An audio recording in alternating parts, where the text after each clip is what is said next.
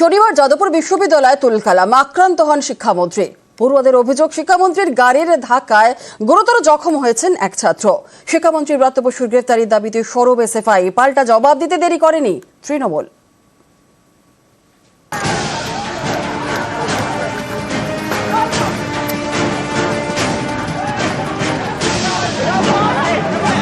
পশ্চিমবঙ্গের ছাত্র আন্দোলনের এত বছরের ইতিহাসে শিক্ষামন্ত্রীর গাড়ির তলায় ছাত্র চলে যাচ্ছে, এই দৃশ্য কেউ কোনোদিন দেখতে পাবে না।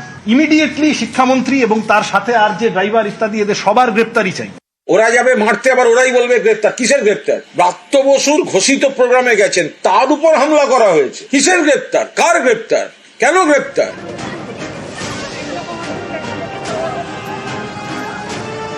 শনিবার যাদবপুরে তুলকালাম, রবিবার যাদবপুর নিয়ে তুলকালাম, বাকযুদ্ধ চরমে। প্রত্যেকটা মারের হিসেব এসএফআই কিন্তু ইঞ্চিতে ইঞ্চিতে বুঝে নেবে। কোন রকম হামলা, কোন রকম মারধর, সেটা পুলিশেরই হোক বা তৃণমূলেরই হোক, এর সামনে দাঁড়িয়ে এসএফআই কে আটকানো যাবে না।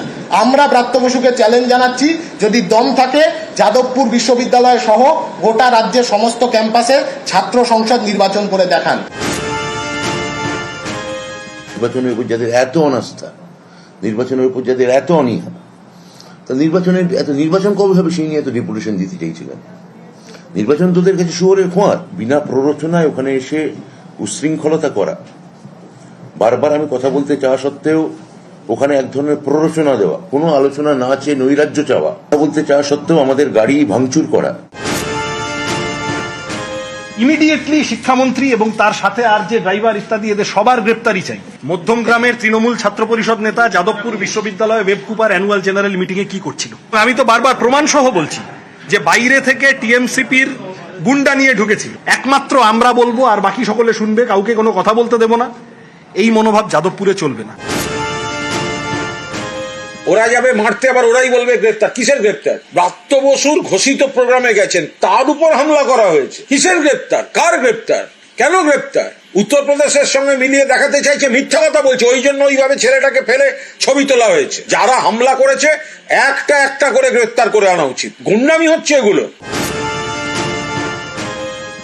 বাচ্চা ছেলে গিটার বাজায়, গান গায়, এত অব্দি ঠিক আছে। যার এক্সরে হয়েছে সে বলছে আমি ঠিক আছি, তারপরে আবার কি রিপোর্ট দেখতে হবে? বলা হলো পা পিষে দিয়ে গেছে, ব্যান্ডেজ হচ্ছে চোখে। তো যে ঠিক আছে বলছে তাকে সিপিএম বলে যাবে যে নাও ঠিক নেই। এই ছেলেটাকে সাবধানে রাখতে হবে। কোনোদিন না এসএফআই এর ছেলেরা মেরে ওর পা ভেঙে বলবে ওই দিন ভেঙেছিল। এক্সরে রিপোর্ট এখনো সামনে আসেনি। তা কুণাল ঘোষ কোন জাদুমন্ত্র বলে দেখে নিলেন? কোন ফেক এক্সরে রিপোর্ট ওনাকে কে পাঠালো, কি তৈরির কারখানা থেকে উনি দেখে নিলেন, আমি বলতে পারবো না। ছাত্রদের স্বতঃস্ফূর্ত বিক্ষোভ, বামপন্থীরা নির্বাচনের দাবি করছে। যখন আপনাকে প্রশ্ন করেছে, আপনি বহিরাগত নিয়ে এসে তাদের উপর লাগিয়ে দিলেন। স্বতঃস্ফূর্ত বিক্ষোভ, তার উপর দিয়ে গালি চালিয়ে দিলেন, খুনের প্রচেষ্টা করেছেন, অ্যাটেম্পট টু মার্ডার। অবিলম্বে আপনার পদত্যাগ করা উচিত, অবিলম্বে গ্রেপ্তার করা উচিত। নাটকের লোক নাটক করেছে, কিন্তু কাঁচা নাটক ধরা পড়ে গেল। গণতন্ত্র গণতন্ত্র করে চিৎকার করেন, তারা আজকে যাদবপুরে গণতন্ত্রকে ধ্বংস করেছেন।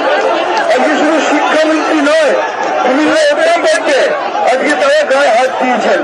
আমি মনে করি যে ছাত্ররা